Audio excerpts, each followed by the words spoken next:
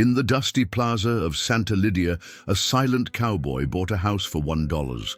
His German shepherd sniffed the front step and refused to leave. This began a rumor that would split the town in two. Those who swore the old house was breathing, and those who said it was only old wood and wind.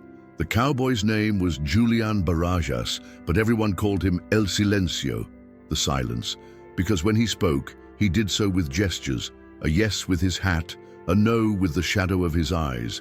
His dog, Sombra Shadow, was pure discipline, a steady gaze, attentive ears, and that stubborn snout that smelled things no one else noticed. The old house lay on the hill, with a fence that looked like dried beef ribs, and a pine door that had forgotten oil. The deed had a blue seal that read, "Adjudicated due to abandonment," as if the house were an unbranded calf. No one in the town hall opposed it. After all, who was going to fight over a shell that didn't even scare people anymore? The secretary laughed to himself, the mayor yawned, and a couple of curious onlookers followed Julian and Sombra down the path, like one would follow a promise of a storm. Upon arriving, Sombra went ahead, planting himself in front of the threshold. He sniffed for a long time, as if reading a letter buried in the wood. When Julian raised his boot to cross, the dog blocked him, stone against stone. He didn't growl. He just fixed his eyes on the crack in the step and became a statue. Julian understood the message. Something was asking for permission there. He, who knew the language of dust better than that of words, set his bag on the ground and looked unhurriedly at the outline of the door. The air carried the sound of a church bell that wasn't ringing. It was a chime invented by the mind, an echo of metal that was confused with the buzzing of bees in the mesquite tree.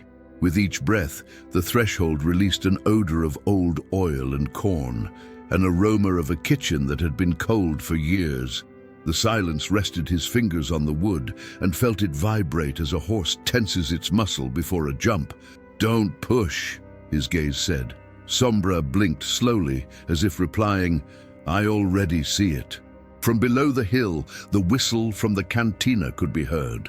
Luz Maria, the barmaid everyone called La Lumbre, the ember, because of her red dress and her eyes that ignited conversations, was coming up with a small coffee pot. She was as beautiful as the afternoon when it decides to change color, and she walked with the loose step of someone who isn't afraid of gossip. "So you really bought it for $1, Julian? They say the dog rebelled against you," she said, smiling. Julian gave a yes with the brim of his hat. Sombra didn't even move. La Lumbre stood staring at the step, and for an instant her voice dropped. "That wood has been talked about since before I was born." Lieutenant Beltran arrived with a starched shirt and polished boots, a mirror against Julian's tanned leather. "No superstitions," he said, adjusting his mustache. "Mr. Barajas owns the shell." Julian bent over, read the edge of the step with his fingertip, and Sombra validated each gesture. On the right edge, where the wood met the stone, there was a darker line. It wasn't a crack from water, but a line from use. Julian looked for a loose nail, pushed gently, and the slab responded with a tiny, timid cling, as if it had remembered its name. The hill held its breath. In the distance, the water wheel creaked as if answering, and a cold gust rose from the dry stream. It wasn't fear. It was the ancient feeling that a door recognizes its people when it hears the correct name. That night, the town talked. They said the silence had married a ruin, that Sombra, the German shepherd, had smelled debt or sin under the step, that there was a reason the house cost $1 and a reason it asked for permission to let itself be lived in. From the cantina, the music ended with a scratch, and in the street, only the crickets and a promise remained. At dawn, someone was going to hear their name, and then the threshold would decide if the town could enter or if it would, once again, stay outside. Before leaving, La Lumbre left the small pot and leaned down next to the dog. "If you refuse to leave, my friend, there must be a reason," she murmured. Sombra sniffed the step again, marking a spot with his paw, like someone putting a pin on a map. Julian understood. The first step was not to cross, but to listen. In Santa Lydia, even silence has a purpose, and his began there, at the edge of a $1 house that demanded to be named before the threshold. In the town, the cantina was like a hot griddle. It made everything smoke. That afternoon, when the news broke that a quiet cowboy had bought the house on the hill for $1, and that his German shepherd had planted himself on the front step, refusing to leave, the tables filled with curiosity. Old spurs, a frayed rope, and a portrait of the patron saint of the roads hung on the wall. Luz Maria La Lumbre shone behind the bar like a freshly sharpened knife, beautiful, confident, and with her red dress that seemed to hold fire. "Let me know when the house starts charging rent," a mule driver quipped, and everyone laughed. But the joke didn't last long. Doña Candelaria, an elegant widow in impeccable black and a high comb, approached with the gait of a cloud. "That house had a rule," she said. "The elders used to say that the threshold names you. If it doesn't name you, don't push." The phrase fell like a coin on a wooden table. It rang, it stayed, and no one wanted to pick it up. Lieutenant Beltran arrived, a pillar of starched shirt and shiny boots, and settled at the bar without dropping his Sunday demeanor. "We are not going to create panic with stories here," he warned. "A house is a house. You sweep it, you oil the hinges, and that's it." But even his well-combed mustache floated a little when Luz Maria slid him a pot and said, "Lieutenant, if you're not afraid of anything, go up and cross it with your eyes closed." A bark was heard at the door. It wasn't a stray dog. Sombra showed his snout like a toll collector. The German shepherd had the discipline of a barracks and the eyes of a comrade. Luz Maria placed a dog biscuit on the floor as one pays a bridge toll. "Come on in, officer," she said. Beltran shrugged, tested the biscuit with the tip of his boot, and the town roared with laughter. Sombra, satisfied, withdrew with the dignity of a butler. At a corner table, an old man was tuning a guitar. "When I was young, I heard that door open by itself for whoever needed it," he said. Doña Candelaria raised her fan. "Adult stories, please." The old man fell silent and smiled. The rumor took the form of a tale. They said the old house belonged to a master bell maker, a man with fine hands and an eye for stone. That he had designed a threshold with sounding guts connected to a hidden bell, that when a neighbor arrived hungry or with a heavy burden, the slab vibrated and the bell would say their name, low but clear, like a wedding sponsor. "Come in, there's coffee here." And that the day the bell maker died, the house stopped speaking. No one knew how to name it back. Luz Maria, with her gaze ignited, grabbed her shawl and announced, "I'm going. I want to see if the German shepherd will let me pass." Beltran frowned, but several women said they would accompany her. There was no morbid curiosity. There was an ancient respect that sometimes awakens when the earth holds something. "If the house costs $1, it's not because it's cheap," Doña Candelaria pointed out. "It's because of a debt." With the sun already cracking, the group began the climb. Sombra was in front, elegant with that low tail of a dog on duty. Upon reaching the step, he sniffed in a spiral, marking an invisible spot with his paw. Luz Maria raised her chin, beautiful and brave. "With your permission," she said, almost in a whisper. The wood responded with a bee-like hum and a cling that didn't finish, like a word that can't find its last syllable. Luz Maria didn't cross. She smiled a little. "It seems the house is recognizing me, but it's not saying my name yet." Beltran, with his ego galloping, put his boot down. Nothing sounded. "See?" he strutted. But even he perceived the difference. The air thickened. The hills stopped buzzing. Julian, who hadn't opened his mouth all afternoon, made a simple gesture. No one crosses. They understood it as if it were a voice. Sombra sat down right at the edge of the step, guardian of the invisible. And the town, without shouting or fighting, accepted that the next day they would return with a different spirit, not to push, but to listen. When they came down, the cantina smelled of cinnamon. La Lumbre served coffee to those who had accompanied her and let the rest warm up with the story. There was no serenade that night, There was a pause that was felt to the bones, the certainty that an old door was about to teach them to call things by their names without fuss and without fear. On her way out, Luz Maria stopped on the sidewalk. She raised her face to the wind and said softly, "If you name me tomorrow, I'll come in with coffee and a tablecloth." Sombra raised an ear, as if signing the deal. In Santa Lydia, good agreements are sealed with glances and with dogs who understand.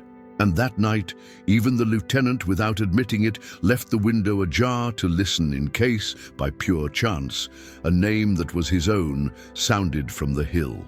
Before dawn, when the rooster had not yet remembered to crow, the hill had a silence that was heavy.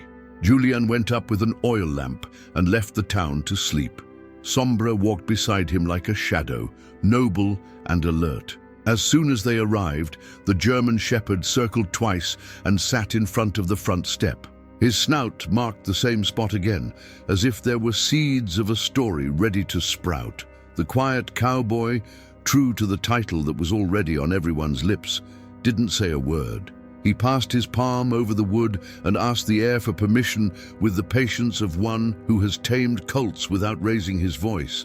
The threshold responded with a whisper, a thread of vibration so faint that it was felt more in the fingers than in the ear. It was not a ghost, it was an intention. The wood, dry but alive, transmitted a tremor that came from below, like water seeking an exit. Julian called for light with a movement of his wrist, and the oil brought a shine to the grain. Sombra, without blinking, tilted his head. It was the gesture he made when something had a dog's logic and a human's mystery. On the edge, the stone looked like a bell lying down. Julian took a nail from his bag, dropped it into a microscopic hole, and listened.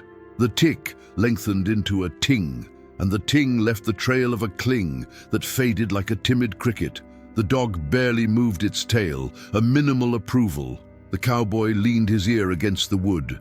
Air was running below, and the air was touching metal. If there was magic, it was old-world engineering, the kind grandfathers learned by watching mills and trick doors.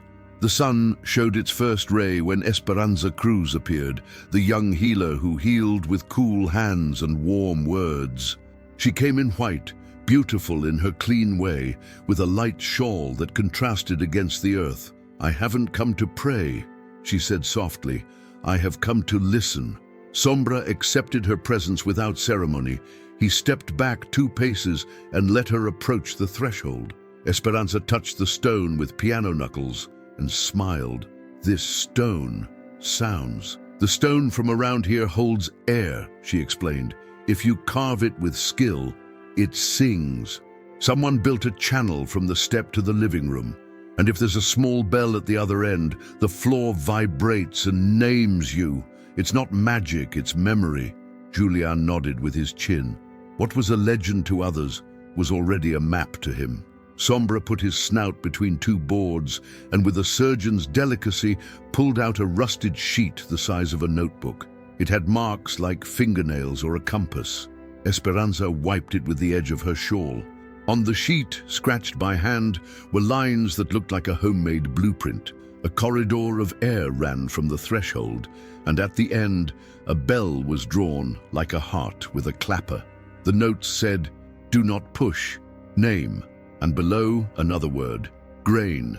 Julian and Sombra looked at each other. Corn. The smell of corn from the first day had not been a coincidence. The wind climbed up the gully, and the threshold responded with a beehive hum. Esperanza placed 3 fingers on the wood. "If the house belonged to a bell maker, it was also a baker's," she said. "People came to ask for coffee and hot tortillas. The little bell would announce without offending. Whoever was named would pass." The silence, true to his custom, didn't comment. His way of speaking was to take a needle from his bag and, with respect, probe the joint of the board and stone. The needle found resistance and then a sleeping spring. Upon being released, a muffled bell rang, as if sick with dust. There was no scare, there was relief. Sombra breathed deeply and rested his chest against the step, satisfied with justifying his stubbornness. The cowboy marked a small cross with chalk. There was the nerve. Esperanza smiled. Let the town not come to push, let them come to listen. The sun was already above the cornfield when people began to climb the hill. They came in twos with respect, as one visits an old aunt who always has something wise to say. Luz Maria came with pomegranate lips, ready to accompany. Doña Candelaria, impeccable in her mourning, carried a box of wedding cookies.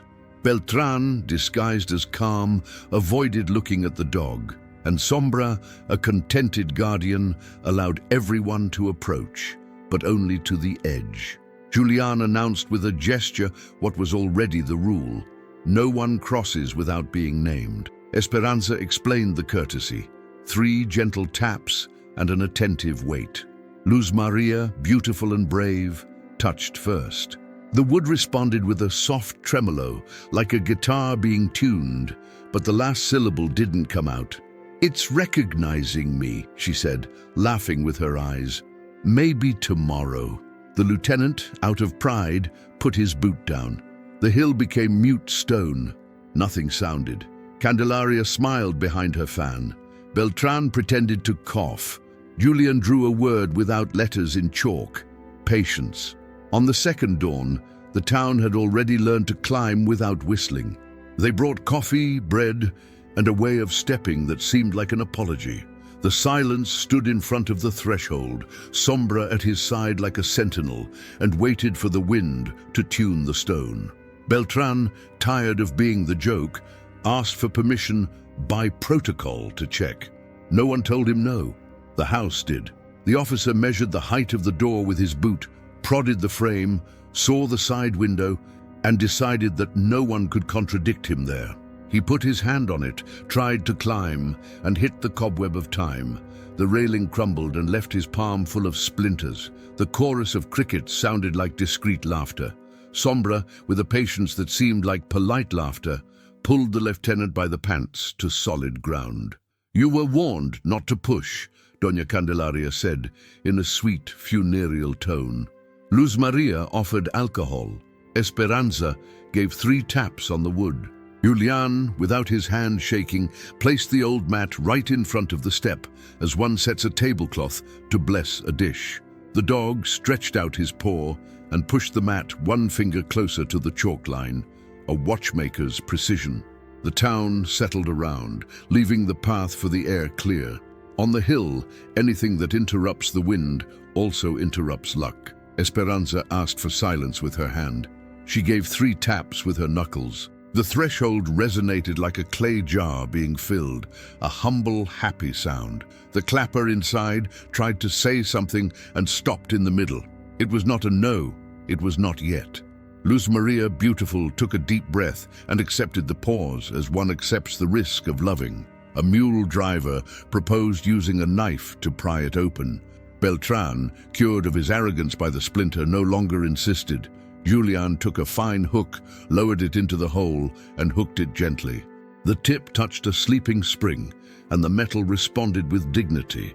The cling was clear, complete, as if a very polite little bell had stood up. Sombra raised his tail, and for the first time since they arrived, moved 2 paces away from the step. He didn't cross, but he stopped blocking. Something had been earned. With the complete sound, the air in the room changed.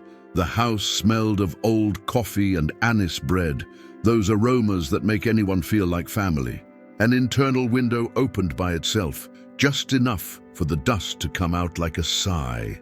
Doña Candelaria left her box of cookies on the windowsill and said, "Houses with memory are healed with company." Luz Maria smiled with her blouse lit up, and the contrast of her color against the pale wall seemed to give the wood a hope it no longer expected. The silence made a gesture to organize a watch.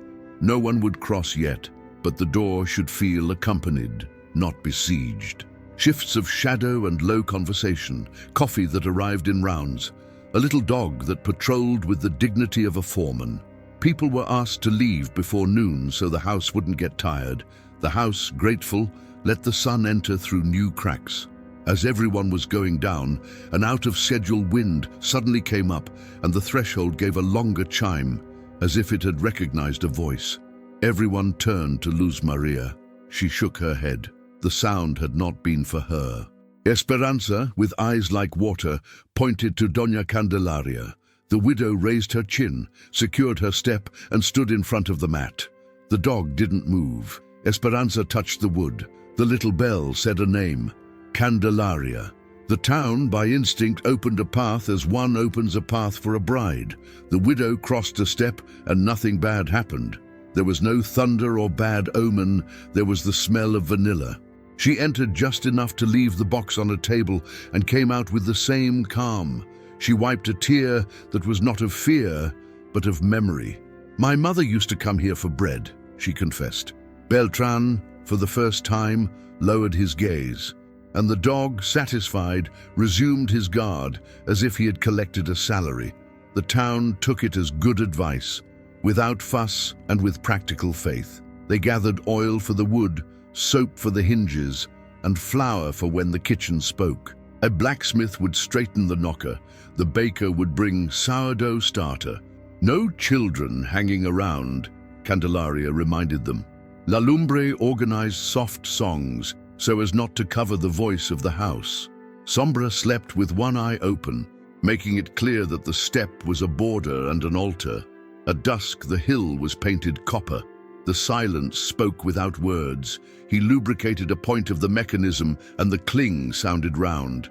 Again a name, brief as a greeting, Candelaria. This time, no one crossed.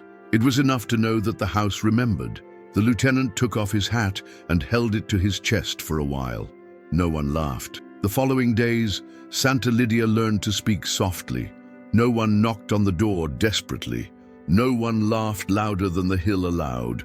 The old house had visitors again in a different way, not as a museum, but as a relative. They cleaned the windows with a coffee-moistened cloth, swept the corners with a sotol broom, and let the room rest so that the dust, offended by so much absence, would decide to leave on its own. Esperanza, with her clear handwriting, wrote down the rules that were being confirmed in a notebook. 3 taps, wait for the echo, do not cross until you hear the name. They were not whims, they were manners. Doña Candelaria contributed a memory. My mother came in for flour and salt. She never pushed. The house always knew who needed something. La Lumbre added her own accent. And if it names someone who can't pass, we will go in for that person. Sombra, the German shepherd, became the butler of the threshold. No one trained him for it, but the job came from his soul. Sometimes he would let a woman cross the mat and then, with his tail, guide her back to the edge, as if saying, "That's enough." If a curious person wanted to act brave, the dog would offer his snout as a polite warning. Not here. The town understood that it was not a game. The step was still a border and an altar, and the dog, its guardian, in a coat of fur. One afternoon, while the sun was making pomegranate drawings on the wall, a day laborer from another community appeared. He wore his hat very low and had weariness on his back. "They told me the house helps those who have no one to ask," he murmured. Esperanza looked at him with respect and asked his name. The man said it as one hands over a tool, without adornment. 3 taps, echo, a cling that formed beautifully and finished completely. The threshold named him. He crossed a step, left a bag of corn on the table, and came out with warm bread in his hands. He didn't cry, but his mustache got wet. Beltran began to change. It wasn't sudden. True things rarely are. First, he stopped complaining when people came up. Then he started bringing oil for the wood without admitting that was what it was for. Finally, he himself took a list to the municipal president. The house, he said, needed maintenance as a public good. The paper filled with silent signatures. When it reached La Lumbre's hands, she drew a smile at the end, like a signature that ignites light. Julian, for his part, learned to speak with what others didn't see. He replaced a sick strap, adjusted 2 screws with a wooden bed, found a copper thread that ran like a vein between the boards, and tensed it again. Every time the cling came out complete, the dog would nod with half a tail. Every time it stopped in the middle, Julian would immediately desist. Respect was half the work. The rumor ran beyond Santa Lydia. People from neighboring ranches came, but they didn't arrive in a mob. The hill itself seemed to filter them. Whoever came with morbid curiosity would get tired halfway up and turn back. Whoever came with need, arrived without realizing the climb was long. A woman in a sky-blue dress, pretty, one of those beauties that don't make noise, brought a sack of flour and left with a recipe written by Esperanza, as if the house had wanted to teach baking through someone else's voice. That night, the sky dawned early, full of stars that looked like seeds of light over the cornfield. La Lumbre in the corridor sang a soft farewell tune. Doña Candelaria stayed for a while sitting in the entrance hall, carefully polishing a set of silverware she would donate to the house when it said her name. Sombra, with his snout on his paws, watched tirelessly, and Julian, sitting on the first step, listened again to the old language of the threshold, the way the wood, without words, says, "Thank you." From mouth to mouth, the story of the bellmaker was put together. He had no heirs, but he had a fondness for teaching that filled the room. He tuned stones like guitars and chose stone for its tone. The threshold was his favorite piece, the throat of the house. Greetings and the announcement of bread passed through it. When he died, the throat closed. Esperanza proposed a gesture. Whoever received bread or coffee would leave a written word, not money, a word. Old houses eat memory, she said. The cantina lent notebooks. The blacksmith made a mailbox. The notes gathered like grains. Thanks for the coffee, for the shade, for the advice. Julian nailed the mailbox next to the door, and Sombra lay down to watch. The first paper said, "Don't push. To name is to love." As he read it out loud, the slab vibrated in agreement. The town understood that the deal was alive and that the house would say names again when necessary. On the third day, when the sun was still sharpening its knives behind the mountain range, Julian arrived first, and Sombra took his post like a soldier in front of the threshold. The German shepherd sniffed the front step with the same stubbornness as the first day. Nostrils open, breathing slow, tail still. Suddenly he marked an almost invisible line with his paw on the right edge, where the wood met the stone. It looked like a darker thread, like a line made by habit. They brought the lamp closer, and the smell came out clear. Corn and oil, a kitchen mix that is not forgotten even after years. Julian prodded the grain with his fingertip and found a loose splinter. He barely moved it and heard a sigh from the wood, as if it were shrugging off old shoulders. A small screw with hay stuck to it appeared between the boards, and next to it, 3 dry seeds that still held a shine. Sombra touched them with his snout, then looked at his owner with that question that seems like an order. "This is the spot." The quiet cowboy drew a chalk arc around the discovery and traced an imaginary path with his finger from the step to the living room. Esperanza, in white, knelt beside him and confirmed, "The air enters here and pushes something in there." Luz Maria came up in her red dress, beautiful like a brazier at dawn. She was carrying a jar of water and a smile that makes you drop your guard. "What if it's not a haunting, but the trick of a smart person?" she said, crouching to look with them. Julian put the screw back in its place and rubbed the edge of the crack with oil. The screw was not for holding, but for rubbing. As he turned it a quarter turn, the wood responded with a thin hum that ran into the house, as if waking a vein of metal. The dog tilted his head and marked another spot with his claw, a small sunken circle the size of a coin. Beltran arrived with a notebook and the seriousness of an inventory. He wrote down measurements, pretended his fingers weren't trembling, and asked for permission to touch. This time no one laughed. Even Doña Candelaria, serious and black, was learning to respect the patience of things. The lieutenant put his index finger in the circle and felt the thin heartbeat of the stone. "Like a throat," he murmured, without meaning to. No one tattled on him. Luz Maria, without losing her humor, said, "If the house is going to speak, let it speak without shouting." Sombra approved with a gentle snort. Esperanza took a thick needle from her shawl, one of those used to sew sacks. She lowered it into the hole until it touched a sleeping spring. The metal responded with dignity, like an animal that recognizes a voice. A short cling was heard, barely a syllable. It was not enough to name anyone, but it was enough to say that the path was alive. Julian secured the screw with hemp thread so the spot wouldn't be lost, and Sombra, satisfied, lay down close to the threshold, with his chest on the wood, guarding the heartbeat. The town, summoned by the simple rumor of the air, arrived without a crowd. No one pushed, no one asked for a turn. Doña Candelaria left her mother's wedding tablecloth on a chair. "In case the table wakes up," she said. La Lumbre placed 2 pewter cups on the windowsill.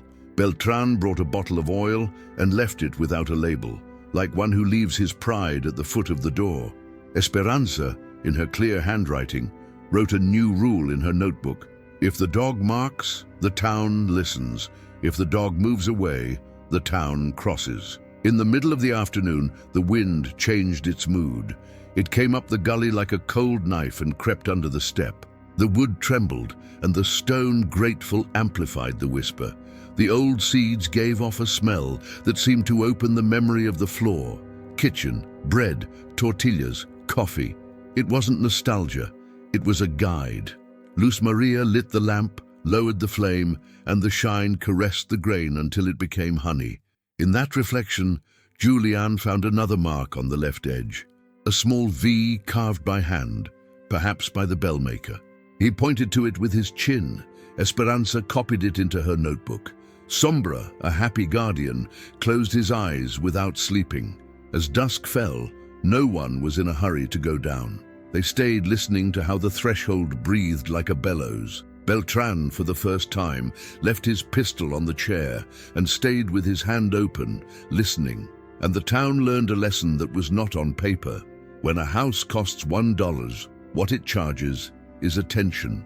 The German shepherd, who refused to leave that first day, had pointed to the right crack. The rest would be a matter of tuning the ear and not betraying courtesy. Before going down, Julian left a votive candle on the windowsill, and Sombra circled the threshold, checking that no small stone was blocking the passage of the air. The next day, the sky dawned with that washed blue that leaves behind rain that didn't fall. Few people came up, the usual ones, and a couple of strangers who came with low voices. Luz Maria carried sweet bread wrapped in a napkin, beautiful, and in a sharp contrast against the pale wall. Esperanza brought her notebook, Doña Candelaria, a jar of vanilla, Beltran oil and a towel. Julian arrived with the lamp and a small bag of fine sand. Sombra, punctual, took his guard in front of the front step, sniffed the edge, and this time did not block the way. He lay down to the side, as if saying that they could now try with respect. The silence scattered a little sand on the wood to better hear the vibration. He gave 3 gentle taps with his knuckles. There was no hurry. The air responded with a hum that ran through the stone like water through a gutter. Esperanza inserted the needle into the mark and touched the spring. The first cling was clean. The second cling stretched out, found the bell in the back and made it ring completely. The house responded like one who remembers a dear name. The sound came out through the corridor, brushed against the pewter cups, and drew a brilliant ring from them. Sombra raised his ears, happy with a job well done. Beltran, still a skeptic by trade, took a step forward. "A trick," he said, more out of habit than certainty. But before he could prove his theory, an inner window opened with a fan-like softness and let a sliver of light into the center of the room. No one crossed. There was no need. The smell of old bread and lit coffee seemed to descend from the beam like a kitchen blessing. Doña Candelaria clutched the vanilla bottle to her chest and smiled with a memory she didn't share. Julian tuned the screw a quarter turn. The next cling named something that wasn't a person. It named the house.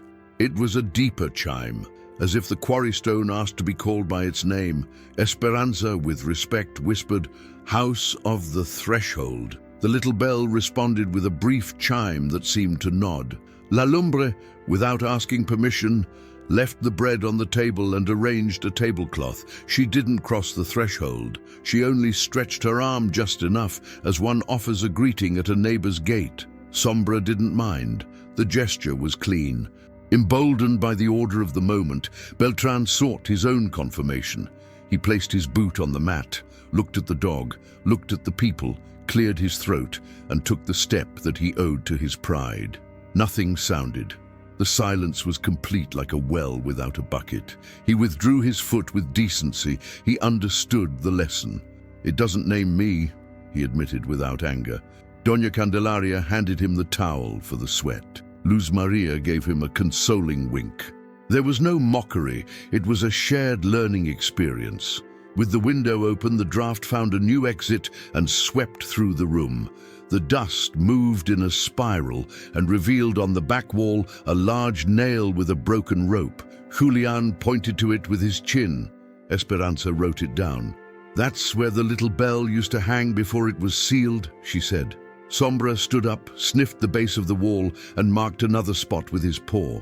It was a tiny lid, leveled with the quarry stone. With a thin knife, the cowboy lifted the edge. Inside, the little bell slept, protected by cloth and dust, with its clapper tied so it wouldn't cry alone during the years. The people held their breath. Julian didn't take it out, not yet. He just cleaned around it, anointed it with a tear of oil, and gently closed the lid again. The house, grateful, gave a low chime, like a thank you that can be heard with the heart. Sombra pushed the mat with his paw to its exact place, squaring the altar.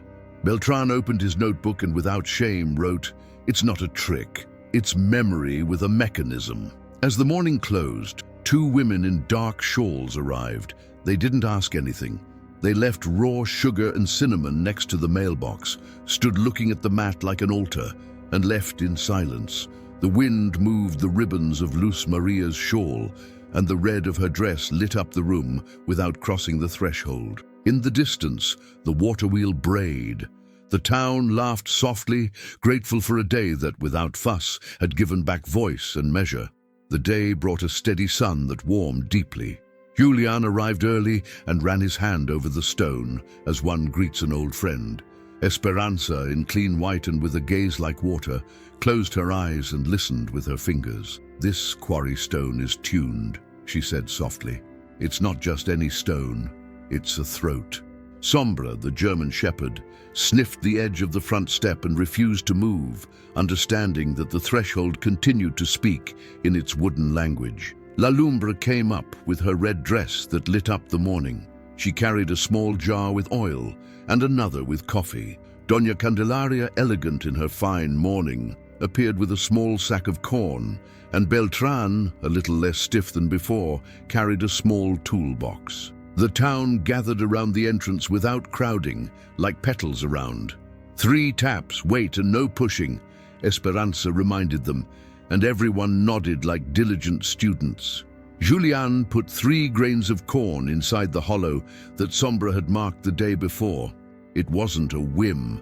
The scratched paper that the dog had pulled out from between the boards, an oxidized sheet with workshop scratches, had a row of dots drawn from the step to a back wall. "Grain," said 2 scratched letters. The cowboy poured a tear of oil, turned the screw a quarter turn, and the corn vibrated with a tiny tremor that became a trill. The air, grateful, ran where it should. The little bell, still hidden behind the lid, responded from afar with a timid cling, like a chick. Sombra moved a step away for the first time in hours, a gesture the town read as partial permission. La Lumbra brought her coffee pot to the edge, let the aroma travel, and the entrance became a kitchen. "If this throat belongs to a house, it must be fed," she said, with a half smile. Esperanza laughed quietly.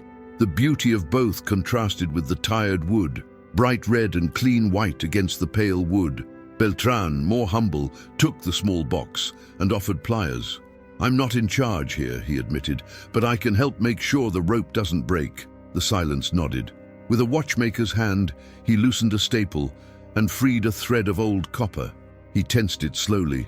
The quarry stone swallowed air, and the little bell breathed. The chime this time came out more complete, like a name beginning to recognize itself. Doña Candelaria, with a voice from an old hall, told what she remembered. The bell-maker, a thin and clean man, chose stones as one chooses notes from a guitar.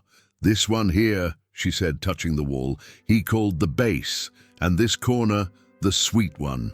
She tapped with her knuckle, and the stone responded with a jar tone. La Lumbre, amused, made a second with a spoon against the pewter and built a soft dialogue between metal and clay. The town laughed without making noise. Even Sombra seemed to smile with his eyes. On the other side of the threshold, the dust revealed a washed-out line on the living room floor, like a path erased by too many souls. Esperanza followed it with her eyes to the back wall. There, a large nail held nothing. Julian marked the drawing that was forming with chalk: threshold, air passage, little bell. "Do not push name," said the scratched plan in 2 words that the imagination finished reading. To test the breath, Esperanza placed a small clay jar upside down at the entrance of the duct. Every time the wind came from the gully, the jar vibrated and let out a hum that resembled a double bass note. "This way, we will know if the air has enough force," she explained.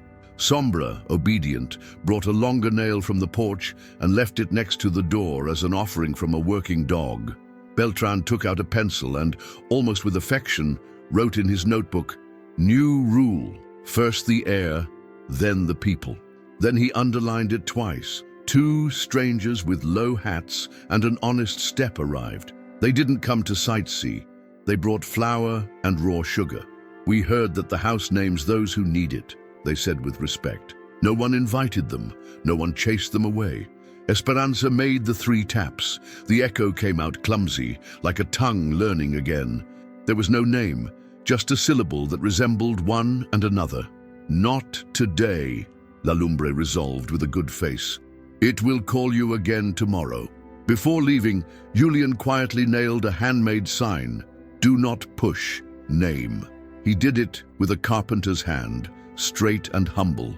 No one applauded, but the gesture settled the afternoon.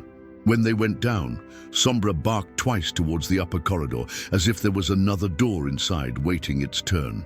The silence heard him, touched the wood with his knuckles, and promised with his gaze to return tomorrow for that trail, with patience and a fine ear.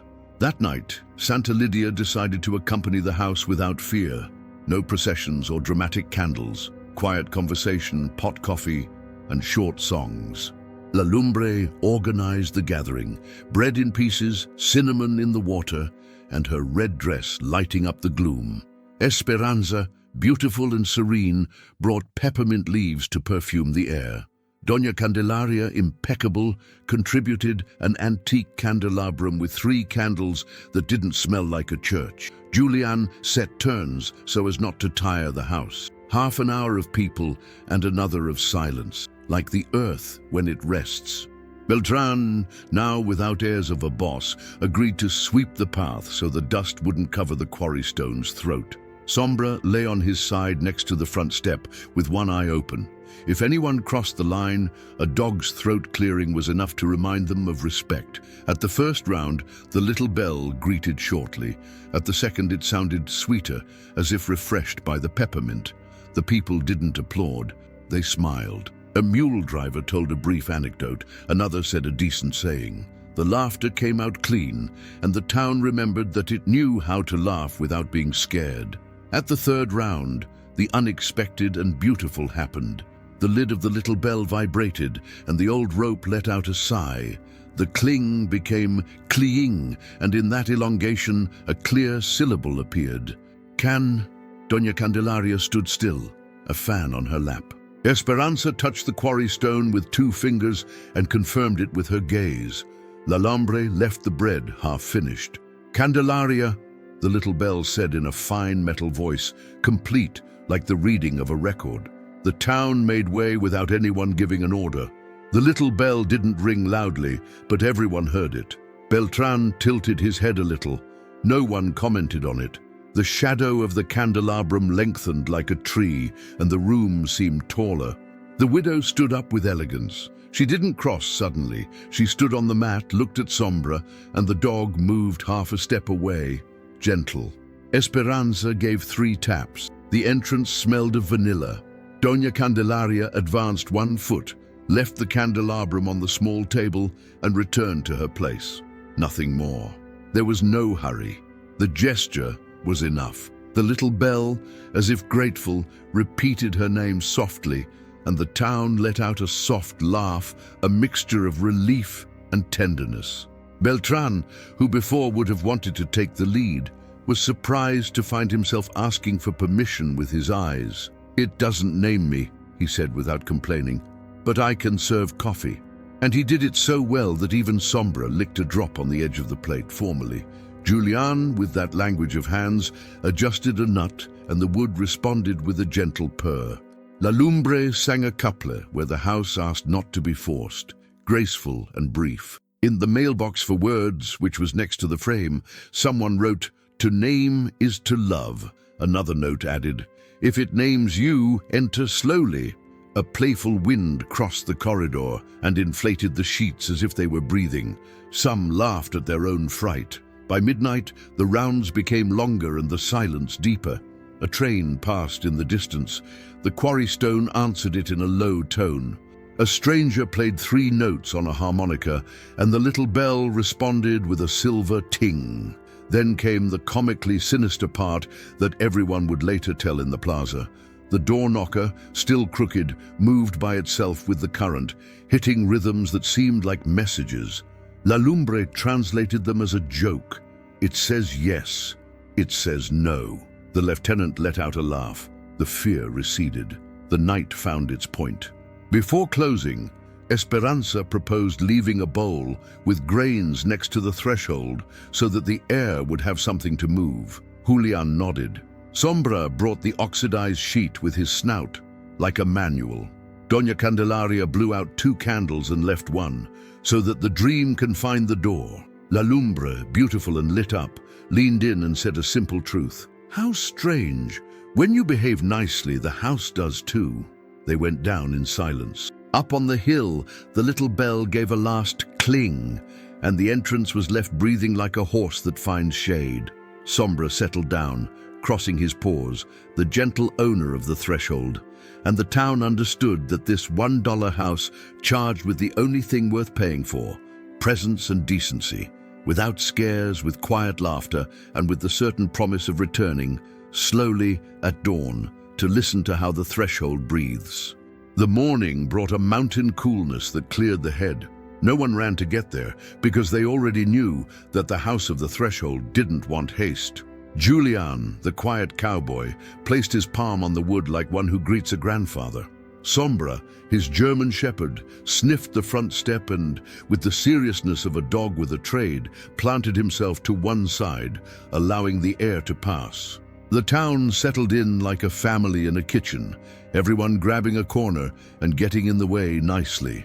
Doña Candelaria arrived with a small chest, dark varnish and brass hinges that had slept for decades on top of her dresser. "My mother kept the bellmaker's papers here," she said. She left it on the mat and waited for the wood to breathe. La Lumbre, beautiful and lit up, arranged her red dress so as not to brush against the grain. Esperanza, with hands cold with relief, passed her fingers over the lid as if she were taking sleep from it. "If the threshold names, it also remembers," she murmured. 3 gentle taps. The quarry stone responded with a sweet tone. Sombra took a step back, a clear permission. Julian lifted the lid. Inside there were letters tied with rope, receipts for flour, and a faded photo. A thin man, in a waistcoat and piano-like eyes, standing right where they were now. The back, in tight handwriting, said, "Nicolas Landa, bellmaker of Santa Lydia." Below, another line, "The throat of my house is the threshold." Esperanza read a letter. It wasn't gossip, it was a trade. Nicolas explained with poor drawings and clever words how he had tuned the quarry stone so that the air would act as a messenger. 3 breaths before crossing. The house is not a store. If it doesn't name you, come back another day. If it names you, enter without noise and leave some bread or a word. La Lumbre smiled at the way the bellmaker put courtesy to work as a tool. Beltran, quieter than ever, asked to see the receipts. They were barter accounts: flour for firewood, coffee for horseshoes, a small census of favors. "No one here was left hungry," he said, surprised to hear his own voice without command. Doña Candelaria found a loose note, stained with vanilla. "If the bell doesn't want to cry alone, tie its clapper with kitchen string when the town leaves." The lid that held the little bell still had that string, now turned to dust. Outside, the wind changed and brought the smell of wet earth that wasn't there. The cling of the threshold lengthened a bit, as if Nicolas himself had peered out from the wall. Esperanza took another letter, dated in a year that no one used anymore. "For when I am gone," it read, "if the house stops naming, do not force it. Oil the wood, open the corridor window, leave grain in the box under the step, and recite the name of the town as one recites the Our Father, without shouting." The town laughed softly. At the bottom of the chest there was a serious sketch, better drawn than the scratched ones. The air passage had measurements, 2 yards and a third, the little bell tuned to low F, the threshold slab, sweet quarry stone. A marginal note said, "If the sweet one breaks, the name will come out hoarse and people will be afraid. Better to teach them to wait." Julian touched the stone with new respect. Sombra smelled the sketch, like one who recognizes an old photo of a friend. La Lumbre asked if Nicolas had loved anyone. It wasn't cheap curiosity, it was a need to know the whole story. Doña Candelaria took a handkerchief with embroidered flowers from the chest. "From my great-aunt," she said. "There are letters where he thanks her for bringing cinnamon and for not pushing the door on bad days." Esperanza closed her eyes for a second. "This house learned to love in a low voice," she said. With the chest open, the light of the entrance changed. The sun entered through a crack and drew particles like flour in the air. Beltran read in a barely audible voice, "To name is to love, to enter is to care." Sombra, calm, lay down, crossing his paws, happy that things made sense. Julian put the letters back, left the sketch, and a flower receipt outside for the word mailbox. "Memory is fed," Esperanza explained, and no one argued. La Lumbre, beautiful as a midday festival, arranged the tablecloth for an imaginary cup. "When the house feels like it, we'll serve it coffee," she said. The threshold responded with a cling split in two, cheerful. Before closing the chest, Doña Candelaria found a last folded sheet. It said, "If one day a stranger buys this house for a coin, teach him to listen. The threshold will take care of the rest." The town looked at Julian. The silence looked down with humility, not out of shame, but out of gratitude. Sombra rested his snout on his boot. The wind from the gully made the knocker vibrate like a greeting, and the house of the threshold, without fuss, seemed to nod with its woods. The chest was left open like an old book. Julian spread the sketch on the mat and with his fingernail marked each corner. Sombra sniffed the pencil marks and stopped at a small X near the doorframe. He scratched delicately. The wood had a newer lid underneath than the rest. La Lumbre, in bright red, lit it with the lamp. Esperanza, with needle and thread, probed the joint until she felt a timid spring. They didn't force anything. 3 taps. Air from the gully. The quarry stone responded with a sweet note. Julian slid a bone spatula and lifted the lid like one who lifts a secret without hurting it. Below there was a small box with things from the house, a bunch of keys, a small pewter spoon, a cloth bag with grains, and a sealed envelope with sealing wax. The envelope said, "For whoever cares without asking for anything." On the edge of the envelope there was a flower print, like a baker's finger signing without ink. The photo smelled of anise and old wood. When he moved it, it released a sweet powder that made Doña Candelaria sneeze. No one dared to say, "It's Julian's." It was Sombra who chose it. He took it with his snout and left it in front of the cowboy. The silence broke the sealing wax with his fingernail. The letter was short. "If you have to take care of it, remember, names first. Do not count money on this table." Here, favors and bread are counted. If the town is divided, the threshold decides. There was a minimal drawing of a little bell connected to a wire that crossed the frame and climbed to the attic. The wind runs above, Esperanza explained, and below, the rumor. Beltran, now given to the task, carefully climbed a ladder. Between the beams, he found a long box of light wood with holes like a flute. "Air duct," he said, amazed.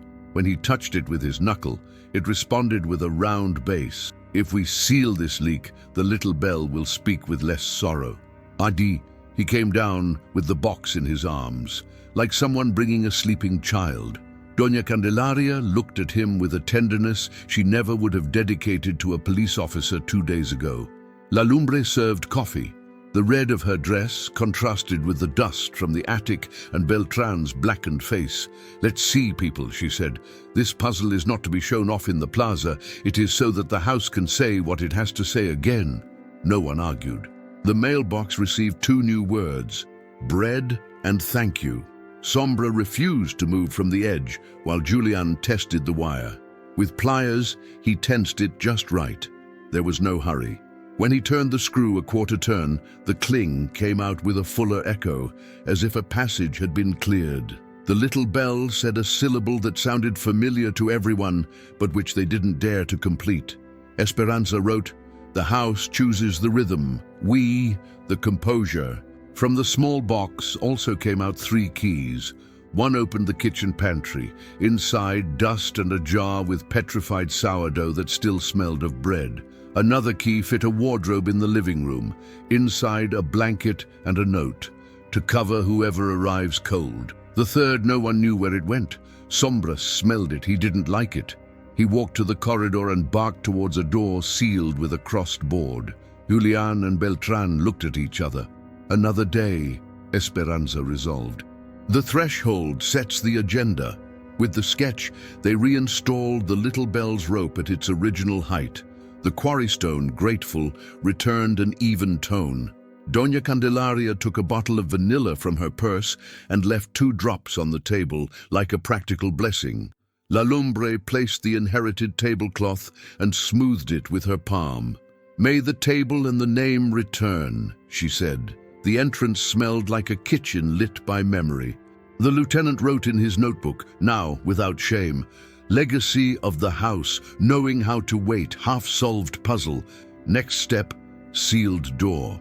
Then he put the notebook away as one puts away a photo. Julian arranged the keys on a nail next to the frame. Sombra sat right below, proud of his inventory. As dusk fell, a serene wind came down from the mountain. 3 taps. The little bell spoke round, with a whole word, "Luz." Everyone turned to La Lumbre. She laughed softly, beautiful and colorful. She didn't cross. She just placed a clean cup inside, just enough, and withdrew it. "When you feel like it, house, you can let me in," she said with humor. The little bell responded with a flirtatious ting. The town laughed without disorder. They put the chest away and left the small box open with the grains arranged like seeds in a furrow. "Things are clear, the house is too," Esperanza said. Sombra lay down in front of the threshold, master of his border. And the puzzle, far from closing, taught them that a legacy is not things. It is the way to use things without losing your soul. The sun came out sharp and clean, like a knife just passed over a stone. Beltran arrived early, without an entourage or pose. He greeted Julian with his chin, left his pistol on a chair, a detail the town saw and appreciated, and took the broom. He swept the path as one who understands that dust also speaks. Sombra, the German shepherd, made a round around the threshold. He sniffed the front step with a sergeant's attention and refused to move until the wind took a good path. Then he settled to the side like a fair referee. 3 taps. La Lumbre, beautiful and red like a pomegranate, poured coffee for everyone. Esperanza read in a low voice a fragment of the bellmaker's notebook. "He who is not named, let him not be offended. Let him be ready." "Today I'll try again," Beltran said, without pride or defeat. He stood on the mat, looked at the dog, and waited for the air to pass through the stone's throat. The little bell gave a correct cling, and nothing more. The officer took a breath and lowered his foot without drama. "It's not calling me, I'm getting ready," he said. Doña Candelaria looked at him with discreet affection. It was the first time she'd seen a humility in the man that didn't use a badge. Julian offered him the thick needle. "Help me with the spring," he said, with that voice that seemed to be born from his palms. Beltran smiled in embarrassment. "Better from below because I get dizzy up there." They went up halfway, the cowboy on the ladder and the lieutenant holding the flute box so the wire wouldn't vibrate. La Lumbre lit it with the lamp, a warm focus against the dust. Esperanza, with hemp thread, reinforced a knot. Sombra, attentive, marked with his claw the point where the sound lost strength. They tuned it like a poor violin is tuned. When he turned the screw just right, the cling became a complete little bell, and then a tiny echo that ran through the corridor like water. The town didn't applaud. It breathed. Beltran from below felt the vibration in his fingers. "It's not a trick, it's a voice," he conceded, no longer needing to write it. A stranger with a gesture of old sorrow and gentle urgency arrived. Esperanza listened to him first. He sought to ask forgiveness from someone who was no longer there. "Sometimes the house serves as a bridge," she said. 3 taps. The cling came out round and said a name that wasn't among those present. The man closed his eyes, crossed a step, left a letter and a folded shawl, and returned. No one asked anything. La Lumbre gave him coffee. Sombra smelled his sadness and gave him space. Beltran returned to the mat. He didn't insist. "Not today," he accepted. "But just because I don't cross doesn't mean I'm not useful." He took the notebook and wrote with a hand that no longer trembled, "The threshold educates me." Julian read it sideways and gave him a dry pat on the shoulder. The town understood the simple language of men who have made peace with themselves. To thank them for the day's patience, Doña Candelaria proposed cleaning the little bell's lid and oiling its hinges. When she opened it, a thread of dust unraveled like a spiderweb, and the metal became shiny like an old coin. The little bell responded with an even franker, clearer chime. "Now it names properly," said La Lumbre, beautiful and happy, arranging the tablecloth as one prepares a birthday. As they were about to leave, the lieutenant approached the mailbox and left a word: "Forgiveness." After taking a few steps, the little bell said his full name, clear as a bullet: Beltran. The officer stopped with a jump, turned around, but did not return. "Tomorrow," he said without putting on his hat, and he went down the hill with a lighter chest than when he went up. As evening fell, 3 neighbors arrived with bags of salt and firewood. They didn't ask for anything. "For the hearth when it lights up again," they said. Esperanza blessed them with her gaze. La Lumbre, red against the pale wall, looked like a standing flame. Her beauty without noise gave encouragement. They proposed checking the sealed door in the corridor. Beltran touched the crossed board. It was firm. Sombra approached, sniffed, and preferred to return to the threshold. "Not today," Julian confirmed. On the table, the sketch was left open with a stone on top. The wind made the knocker vibrate, and the entrance seemed to say goodnight. Before closing, Beltran allowed himself a small joke. "If the house names me tomorrow, you'll treat me to bread." La Lumbre laughed heartily, and if not two. The echo returned a sweet ring. The lieutenant this time did put on his hat to say goodbye properly. The day dawned with a light of freshly baked bread. La Lumbre came up with a bright red dress, firm braids, and a basket of clean napkins. Esperanza, in white, brought laurel leaves and a small jar with warm water to wash the dust from the table. The red cut the morning like a good flag. Doña Candelaria wore her mourning with a discreet flower.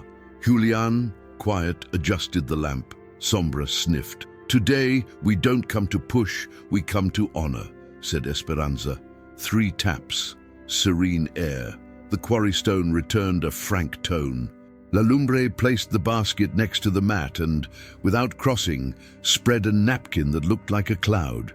"For when the table feels like it," she murmured. The threshold responded with a cheerful cling, as if thanking the delicacy. Beltran arrived late on purpose, so as not to cause a stir. The light shirt without a badge seemed like another person. Julian pointed to the nail where the keys hung. The third one was still without a destination. Sombra looked at it with suspicion and returned to his post. "We'll leave it without a hurry," Esperanza decided. Doña Candelaria arranged the candelabrum and let a drop of vanilla fall on the inherited tablecloth. The smell enveloped everyone in a way that seemed like a hug. To measure the threshold's throat, Julian placed a coin, a grain, and a drop of water on the slab. The coin vibrated differently than the corn. The drop split in two, jumping as if it had laughter. "The house has a sense of humor," La Lumbre joked. Sombra agreed with a short snort, satisfied that everything sounded his way. The town, now tamed by patience, remained in long silence. In that silence, the beauty of the women, La Lumbre lit up, Esperanza clear, Candelaria elegant, seemed to give the house a new posture. The wood stopped complaining. The light entered without asking permission. The tablecloth smoothed itself out. "Houses see," said Doña Candelaria, as one who releases a secret that doesn't weigh. The little bell spoke without a startle. "Loose." This time, La Lumbre took a step onto the mat and waited. Sombra did not move. Perfect consent. 3 taps. The name came out complete, round as fair bread. La Lumbre crossed a single step, left a clean cup inside, and returned. There was no theater. There was commitment. "When it's really my turn, I'll go in and sweep too," she promised. The threshold sounded like discreet laughter. Beltran, with his hat in his hand, tried again. The little bell said a "bee" that ran out of air. The man smiled calmly. "I'm arriving," he accepted. No one felt superior. Everyone was busy living up to the house. Julian, in a finally low voice, said 3 words. "Something's wrong with the thread." Everyone heard him as if he had given a speech. They went up to the attic. The hemp thread, where the rope was attached to the wire, had given a little. A new knot and a drop of oil were enough. As they came down, the little bell sang as if it had slept well. Sombra made a turn of joy without breaking his solemnity. The entrance took on the smell of cinnamon. Someone on the path started a tune and cut it short immediately, out of respect for the main sound. A day laborer arrived with a sack of freshly made tortillas. Esperanza smelled and smiled. "For the house," he said, with the shyness of a first time. 3 taps. The little bell named an absent neighbor. La Lumbre took the package, crossed only her arm, and left the tortillas on the table. "For when she comes," she said. The humble pride of doing the right thing without haste was felt. Silence fell again, like a good blanket. The beauty of the scene, red, white, and black, an attentive dog, a quiet cowboy, became a custom. The town spoke afterward softly. "The house is fixing us," someone said. Doña Candelaria nodded with a line. Beltran noted, "The threshold teaches better manners than school." Already in the corridor under the shade, the women stayed for a moment looking at the mountain range. La Lumbre said that red was not to attract attention, but to ignite the hope of tired people. Esperanza said that her grandmother used to heal doors with laurel and warm water, because even wood holds frights. Doña Candelaria remembered that good houses always smell of vanilla and soap. The town heard these truths as one drinks fresh water, without noise and with gratitude. The final cling sounded like a happy farewell, and the house, more than ancient, seemed newly born out of pure respect. The day began with a steady wind that moved the gallery's ribbons like discreet tongues. Sombra, the German shepherd, made his round and lay down next to the front step with an attentive snout. He smelled deeply and decided to stay. This refusing to leave was no longer stubbornness. It was a learned trade. Julian, the silent cowboy, oiled the hinge of the little bell's lid and let the metal breathe with pleasure. La Lumbre, beautiful and alive in her red dress, came up with a jug of coffee. Esperanza, in clean white, opened her notebook as one who opens an ear. When a bench was moved, something sounded underneath like a coin bouncing in a jar. Sombra stood up, marked a ventilation grill attached to the plinth with his paw, and barked once dryly. Julian knocked with his knuckles, hollow. 3 taps on the threshold. The quarry stone responded sweetly. With a bone spatula, they opened the grill as one who asks for permission. Behind it slept a narrow corridor made of boards that led to a corner of the room. At the end, a collection box, not money, but envelopes and cards with names. The house did not charge in bills, it charged in favors. Esperanza read in a low voice, Maria de Los Angeles, bread and coffee for 2 weeks, paid with firewood and help at the mill. Miguel, remedy for a cough, paid with silence to cry. Doña Candelaria passed pages, recipes, errands, and a line repeated by Nicholas, the bellmaker. He who enters without being named pays with shame. He who leaves named pays with care. The phrase hung in the air like a well-thrown rope, firm and without a knot. Among the papers, the tip of the grill hid some copper coins and a worn-out medal of San Isidro. La Lumbre cleaned it with the edge of her shawl and hung it from the nearest nail without crossing.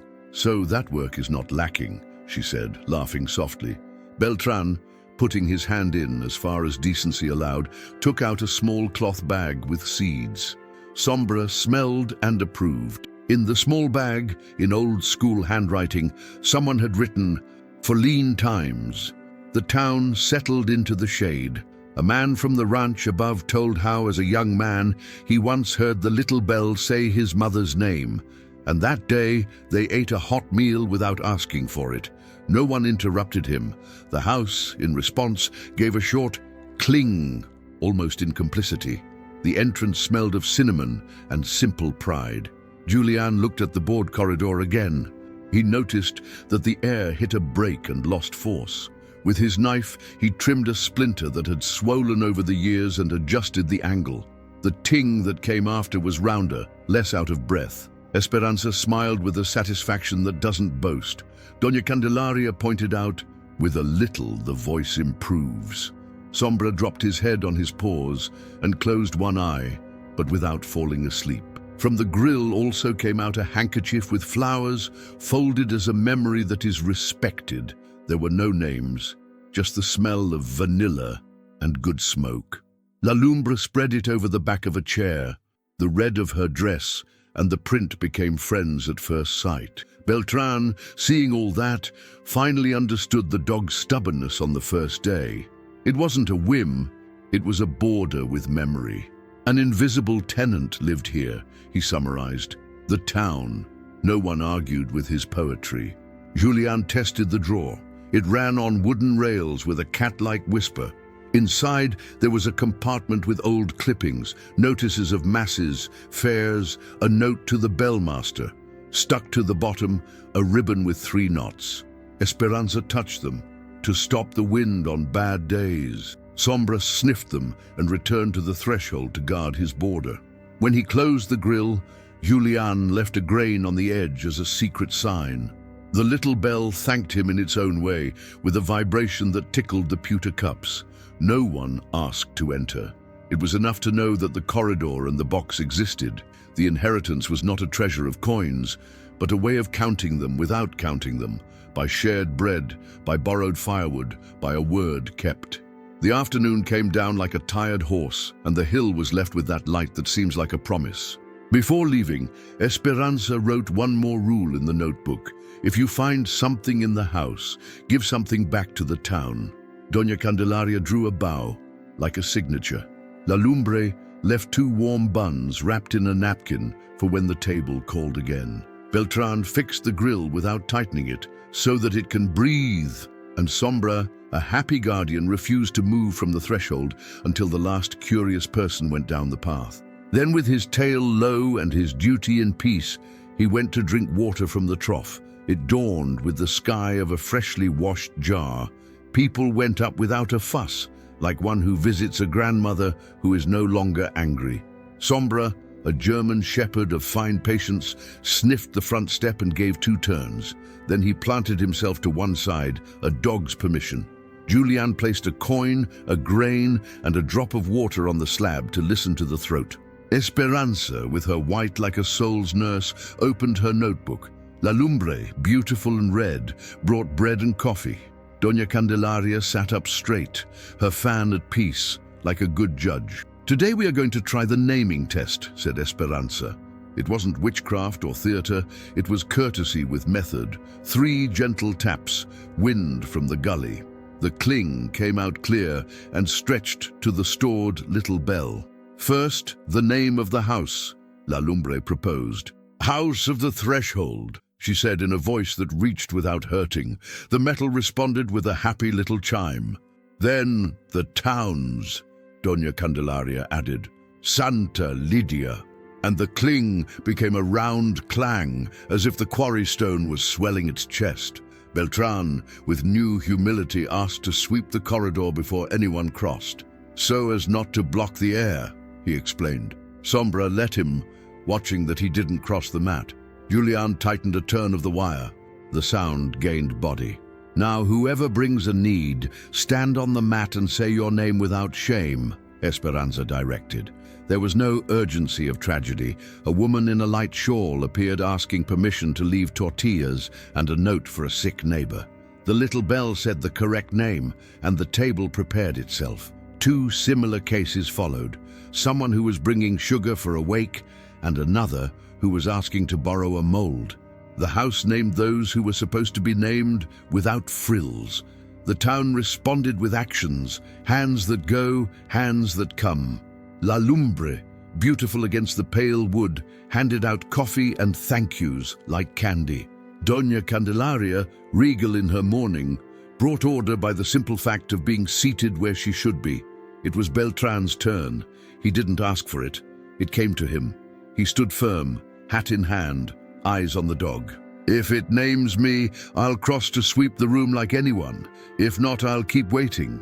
3 taps. The quarry stone sang. The little bell said, "Be," and fell short. Beltran smiled with that peace that only comes from having surrendered to what is good. "I'm arriving," he said. No one mocked him. La Lumbre gave him a cup, like a medal without metal and without a speech. Then something happened that no one had planned. The little bell, on its own, gave a double ting, as if it were in a hurry to get it right, and said in full, "Loose." La Lumbre didn't act surprised. She didn't cross suddenly. She stood on the mat, beautiful and serious, and waited for the air to do its part. "Luz Maria," the metal completed, and the smell of vanilla went ahead like a welcome. She took 1 step, entered just enough to center the tablecloth and arranged 2 cups, and came out. The entrance was taller, as if it had grown with pleasure. The town understood. It wasn't about honors, but about trades. The house named whoever could serve at that moment. That day it was the table's turn, and the table obeyed La Lumbre. Tomorrow it would be something else. Julian adjusted his hat, happy in his speechlessness. Sombra lay down with his head inward, attentive to the quarry stone's breathing. Esperanza wrote, "The naming test does not measure faith, it measures disposition." Now a stranger took out a camera, but put it away without using it. "You don't take a picture here, you take notes," he said, understanding it late, but well. Doña Candelaria, moved without tears, left the candelabrum a finger's width farther in, but without crossing too much. Beltran noted, "It's not to show off, it's to obey." The house nodded with a cling from time to time, like a teacher approving a job well done. In the middle of the morning, a wind rode the hill, and the ting changed flavor. The little bell called a woman who was not there by her name. La Lumbre, without asking, took the bag of tortillas she had sent and left it on the table. No one crossed. It was enough to have the order ready. After a while, the named woman came up on her own. "Thank you," she said to the air, and the air answered her.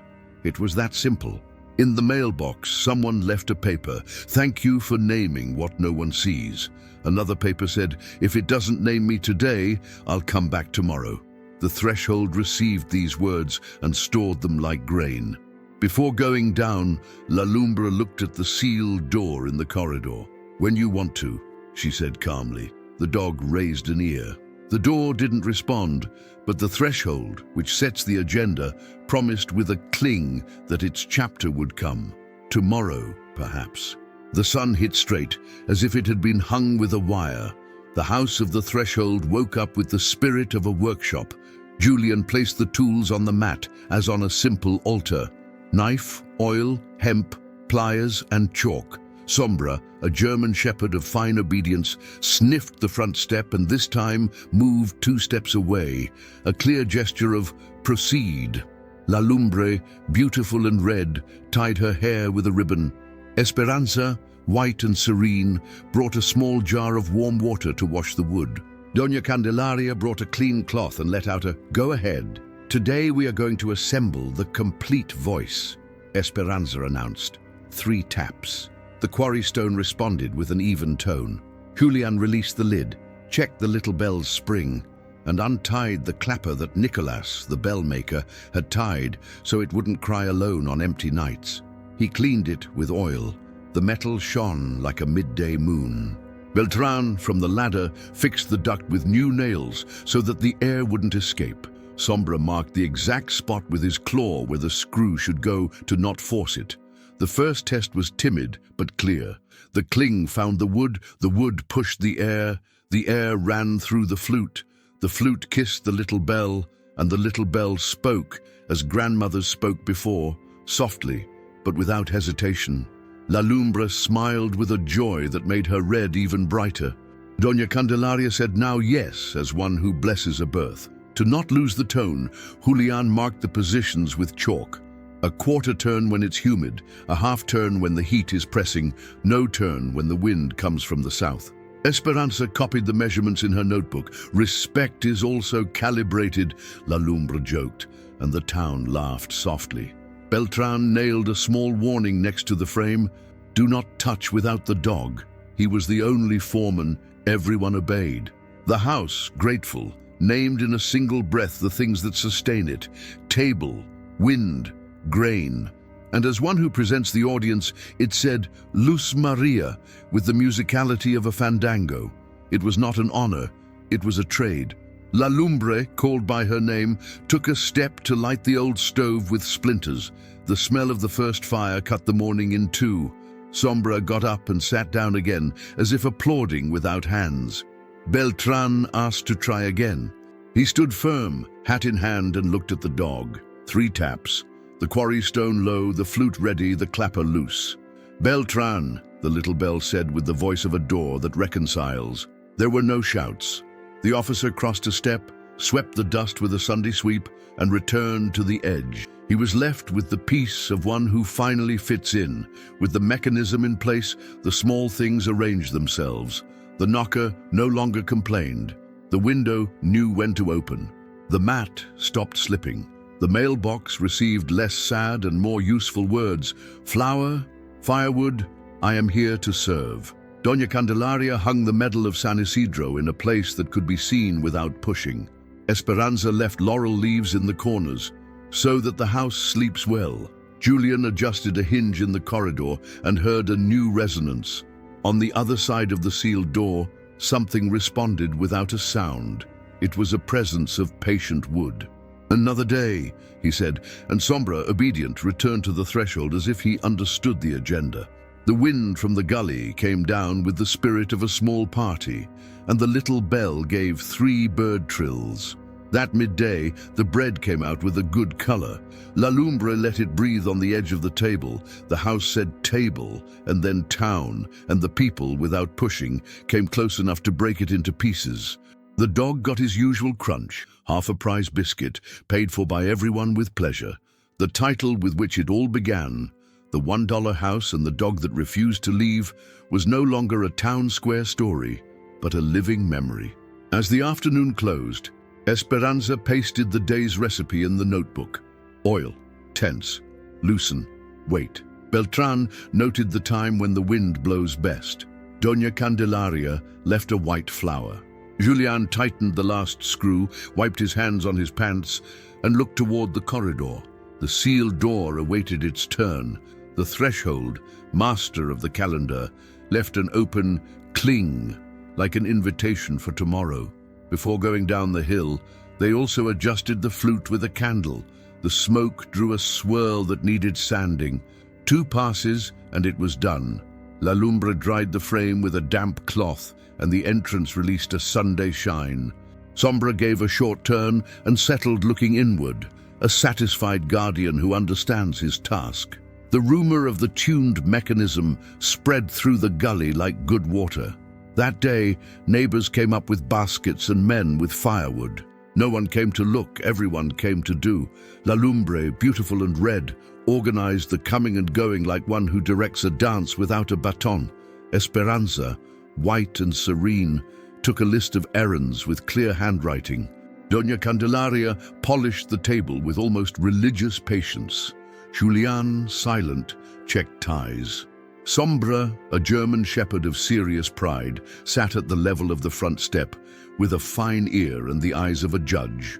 Beltran arrived without badges or tones.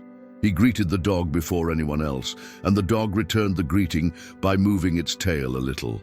"I've come for what the house says," he said, and the town heard that not just anyone would have said that a week ago. 3 taps. The quarry stone returned around, "Here I come." The little bell said wind, grain, table, like one who lights the day's hearths. Then without a pause, it named Beltran. No one applauded, no one shouted.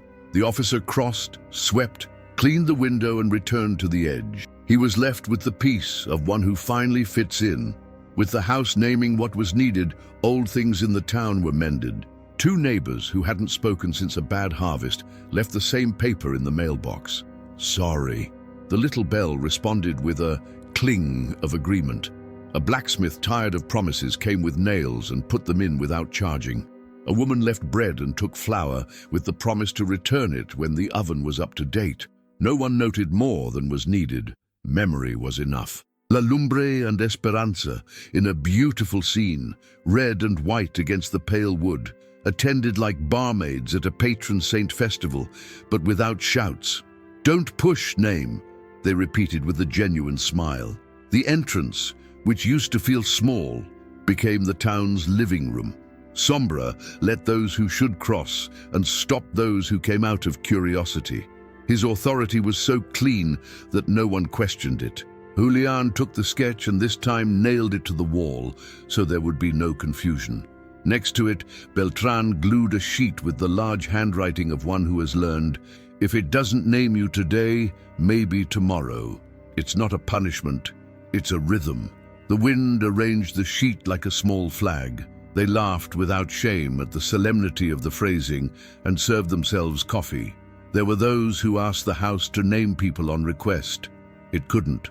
A woman wanted it to say the name of a deceased person, to feel them close. The little bell responded with silence. It was not an offense. It was a lesson. Esperanza took her hand, led her to the mailbox, and together they wrote, "Thank you for what you do." The woman took a deep breath and left with warm bread. Sometimes that saves you. In the middle of the afternoon, an old foreman, hard of hearing, went up with a slow step and planted himself in front of the mat. He did not speak. He took off his hat and waited. The little bell said a name that was not his. The old man smiled, as if life had explained something else to him, and left a fistful of coarse salt on the table. "So that flavor is not lacking," he said. La Lumbre embraced him with her eyes. Sombra remained quiet. Nobility is also smelled. At the edge of the sun, the little bell said, "Candelaria." The widow entered a step and left polished cutlery in the pantry. "For when the visitors return," she explained. Her beautiful mourning did not look sad, it looked dignified. The house sounded in low F, as if it were nodding. The dog sighed with pleasure. It was decided that on Sunday there would be a shared meal, but without speeches or a band, just eating and listening to the entrance. La Lumbre would make coffee, Esperanza, noodle soup, Candelaria would put vanilla in the dessert, Beltran would contribute ice, which has no poetry, but cheers up the water. Julian would bring good silence and the key to the pantry. Sombra would keep order. Before closing, the little bell named Beltran again, as if to make sure the lesson had taken. He, serious and happy, left a word in the mailbox that, said by a police officer, is worth a lot. "Thank you." The house responded with a cling that settled the mood of the entire town. Reconciliation was not a parade. It was a new way of entering and leaving without hurting the threshold. And that in Santa Lydia was worth more than 100 paper arrangements. Sunday arrived with the smell of a clean griddle, the hill filled with gentle steps and low voices. There was no band or fireworks. There were tablecloths and patience. Julian opened the pantry with the right key. Doña Candelaria unfolded the shiny cutlery. La Lumbre lit the hearth with splinters.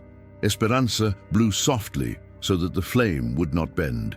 Sombra, a German shepherd with a foreman's gaze, sniffed the front step and placed himself to one side, a guardian in a fur uniform. The plan was as simple as a tortilla. Reactivate the air ducts to ventilate grains. Return the house to its function as a stopping place and bake whenever the threshold allowed it. Beltran, with the flute box on his shoulder, measured currents. The blacksmith reinforced a beam. 2 ranchers brought sacks of corn to test the ventilation. A passing baker left new sourdough so that it becomes family, he said, and placed it on the edge. The little bell, grateful, responded with an even ting. Julian, methodical, marked with chalk the grills that had to be opened and those that were better closed. When the north wind comes, open here. When the south wind comes, leave it in peace, he explained, with gestures that everyone already understood. Esperanza noted this plan as a recipe. La Lumbre, with her red lighting up the corridor, handed out coffee. Doña Candelaria put vanilla in the cinnamon water, and the air tasted like a sober party. The first baking was more symbolic than food. La Lumbre prepared small buns with the new sourdough. She didn't cross until the little bell said table. Then, with the grace of one who knows how to obey, she went ahead just enough and left the tray on the edge so that the heat would travel inside. The smell of bread made the entrance seem like a baker's church. Sombra closed his eyes for a second and opened them like a punctual clock. Beltran tested the vent with smoke. He lit a piece of ocote and put it near the duct. The smoke ran like a tame deer through the flute and was lost in the high window. "It's breathing," he said, happy to be talking to the wood in a good way. The blacksmith smiled. "Then it can hold a harvest." 2 neighbors brought jars to store raw sugar. A young man, one of those who already shave, asked for permission to paint the "Do Not Push" name sign with prettier lime. They let him, because it matched the new way of being. With the current adjusted, the corn did not get damp. Esperanza passed her hand over the grains and listened as one who hears a pasture. The bag whispered dryly. "Like that, yes," she said. Doña Candelaria arranged the sacks by size and wrote her order on a small card. La Lumbre, beautiful as a midday festival, served noodle soup in pewter cups. Each person took their place and left the way clear for the air, an honored guest. While they ate, people left words in the mailbox that no longer weighed on them. Recipe, oven, comadre. The little bell named wind every so often, as if to remind them that without air there is no song. Julian tuned the screw one more turn, a minimal thing. The voice of the house was left like a well-played cheap violin, not for a concert, but from the heart. The afternoon brought a good visit. A woman with a blue shawl, beautiful without noise, arrived with a small sack of flour and a notebook. "I was hungry at another time," she said, "but they taught me to share a recipe so that hunger doesn't repeat itself." She left, without crossing, a recipe for cornbread. La Lumbre stored it as one stores a seed. Esperanza, in clean handwriting, copied the steps into the house's notebook. There was talk of leaving a nightly guard of fine ears, not to scare, but to listen if the house wanted something. The first shift was for Beltran and the boy with the sign, the second for the blacksmith and the passing baker. Sombra signed up himself. He would sleep crossing the threshold, as always. "If the dog isn't there, we don't open," they agreed with a laugh. The laughter, small, did not break the good silence. Before nightfall, the plan was hung next to the sketch: open, close, bake, ventilate, do not push, name. Nothing more, nothing less. The light settled on the walls. La Lumbre put out the hearth. Esperanza checked the clapper. Doña Candelaria left a drop of vanilla on the tablecloth. Beltran put away the flute box. Julian looked at the sealed door in the corridor and did not insist. The threshold, which sets the agenda, gave a cling for good night. Down at the trough, Sombra drank water and went back up for his guard duty. He lay across the entrance like a living bridge. The town went down with an even step, full without being stuffed. The house of the threshold was left beating softly, ready for whatever Monday would bring.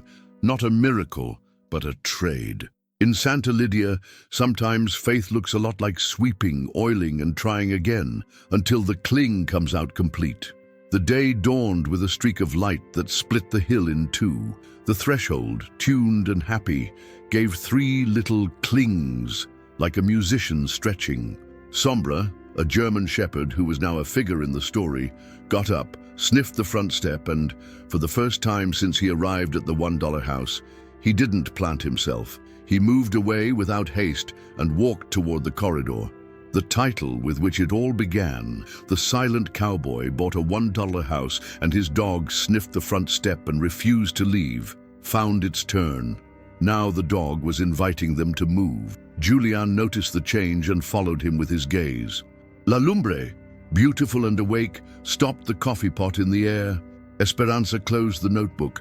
Beltran took off his hat out of respect for the mystery. Sombra reached the sealed door of the corridor, the one that had been promising a story for days. He sniffed the crossed boards, scratched once, scratched again, and barked gravely, as one who calls by name what still does not speak. 3 taps on the threshold, just a formality. The little bell said wind, and then fell silent, allowing the silence to light the fuse. Julian felt the wood of the door, firm. Beltran ran his hand over the nails and found a new one among old ones. Esperanza put her ear to it. On the other side, quiet air was heard, not a bug or water. Sombra sat up straight and waited for the sign that in that house always comes from sound. The threshold rattled like someone adjusting a belt and gave a long, distinct cling with an echo toward the corridor. It was an invitation, not total permission. "Do not enter. Explore," Esperanza translated. Julian took his knife and loosened only the new nail. He didn't touch the others. The board relaxed and revealed a wooden eye, a little hole through which a thread of light passed. There was clean dust and something that looked like old, stored leather. Beltran, with a lamp, shone the light in and immediately withdrew it, never suddenly. Inside, a short staircase led down to a room without a window. On the wall, something hung, protected by waxed cloth. Sombra did not bark. He made a sound that in dogs resembles a hear. La Lumbre put one hand on Julian's shoulder and the other on Esperanza's. A beautiful and firm scene. Doña Candelaria prepared a clean napkin, in case there is dust to be removed with affection. No one pushed. No one wanted to solve it all at once. The town had already learned to let the house set the rhythm. "Tomorrow," Julian said, with that voice he uses when it's time to speak. The threshold responded with a ting of agreement. Sombra, satisfied with having announced what was due, returned to the step, lay down, crossing his paws, and closed his eyes like one who closes a chapter. The title was paid. The cowboy and his dog opened the $1 house by the right edge, naming before pushing. Throughout the day, there were small signs. The little bell said grain, and the flute responded with a harvest puff. La Lumbre found a stitch under the tablecloth that needed repair. She sewed it without crossing. Esperanza lit laurel in the corners so that the new room, when its time came, would breathe slowly.